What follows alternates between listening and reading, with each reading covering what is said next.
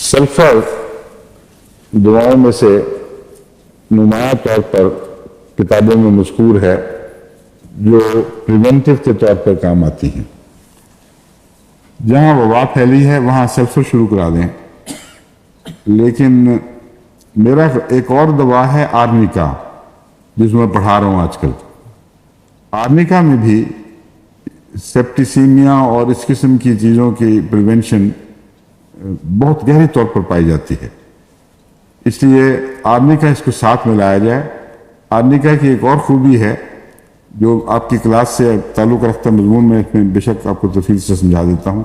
Arnica लोग आमतौर पर चोटों के लिए सिर्फ इस्तेमाल करते हैं, हालांकि बहुत ही गहरी और बहुत ही फ़ायदेमंद दवा है।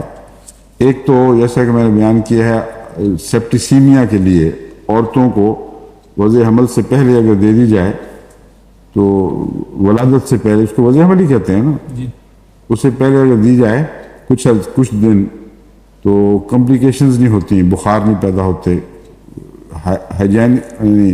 हाइजेनिक कमज़ोरियों की वजह से जो इन्फेक्शन का ख़तरा है उसके लिए तो आर्निका बहुत ही ज़रूरी है। गरीब ममालिक में अक्सर ऐसी औरतें बेचारी फिर सारी ज़िंदगी मुसीबत में मुब्तला रहती हैं, क्योंकि दाइयाँ गंदी, कपड़े गंदे, एहतियातें नहीं होती पूरी, गुर्बत की जितनी मुसीबतें हैं वो साथ लाहक होती हैं।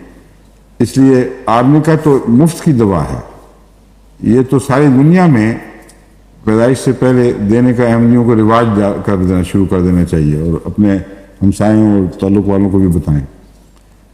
दूसरा है इसको सल्फर से मिला लिया जाए।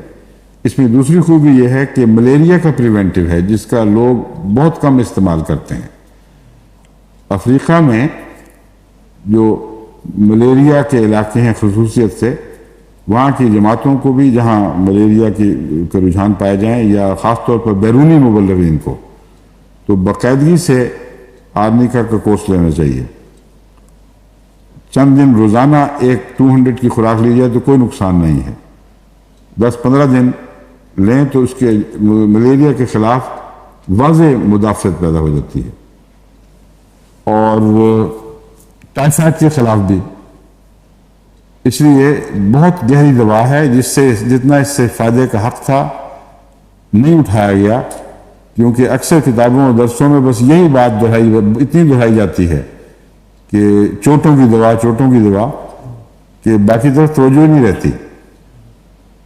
इसको भी इसमें शामिल करना है, क्योंकि वो मौसमी असरात जिनमें हैज़ा फूटता है, वही मौसमी असरात मलेरिया के लिए भी मुमकिन होते हैं और टाइफाइड के भी। तो अल्लाह ताला के फजल से ये तीनों चीज़ें कवर हो जाएंगी। सल्फर और आर्निका मिलाकर अगर ज़रूरत पड़े तो दिन में 2 दफ़ा भी दी जा सकती है, मगर 1 दफ़ा रखें तो बेहतर है प्रिवेंटिव के तौर पर। ये 200, मेरा तजुर्बा 200 का है, लेकिन डॉक्टर केंट लिखते हैं कि बाज़ केसेस में अगर इसको ऊंची ताकत में दिया जाए, बहुत ऊंची ताकत में, तो बहुत मुफीद रहती है। और केंट का मेरा तजुर्बा है कि वो सही बात लिखते हैं। अक्सर होम्योपैथ मुआवजे से काम ले जाते हैं, सुनी सुनाई बातें बयान कर देते हैं और फिर जब आप इस्तेमाल करते हैं तो नतीजा नहीं निकलता, मायूसी होती है। मगर केंट के मुतालिक मैंने देखा है जब भी जो बात लिखता है समझाकर, अल्लाह के फजल से वो ज़रूर ठीक निकलती है।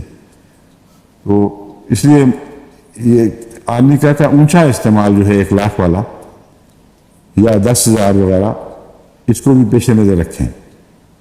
प्रोफिलेक्टिक के तौर पर, जिसको प्रिवेंटिव भी कहते हैं, यानी बीमारियों की मुदाफ़त पैदा करने के लिए, हिफ्ज़ मा तक़द्दुम के लिए आर्निका की ऊंची डोज भी दे के देखें। लेकिन मैंने 200 में इसलिए बताया है कि मैंने अब तक कभी प्रोफिलेक्टिक के लिए ऊंची ताकत में इस्तेमाल नहीं की, इसलिए हैज़ा के दिनों में मैं रिस्क नहीं लेना चाहता। लेकिन और मलेरिया की रोकथाम के लिए मसलन ये तजर्बा होना चाहिए, क्योंकि वो ऐसी बीमारी नहीं है कि जो अचानक आई और ले बैठी। हैजा तो वक्त नहीं देता, वो तो चंद घंटे की बात है और तड़प तड़प के मरीज हाथ से निकल जाता है। इसलिए वहाँ तो एहतियाती करें, लेकिन मलेरिया के इलाकों में, टाइफाइड के इलाकों में ऊंची ताकत में आदमी का इस्तेमाल करा के फिर मुझे बताएं कि उसका क्या असर देखा गया है।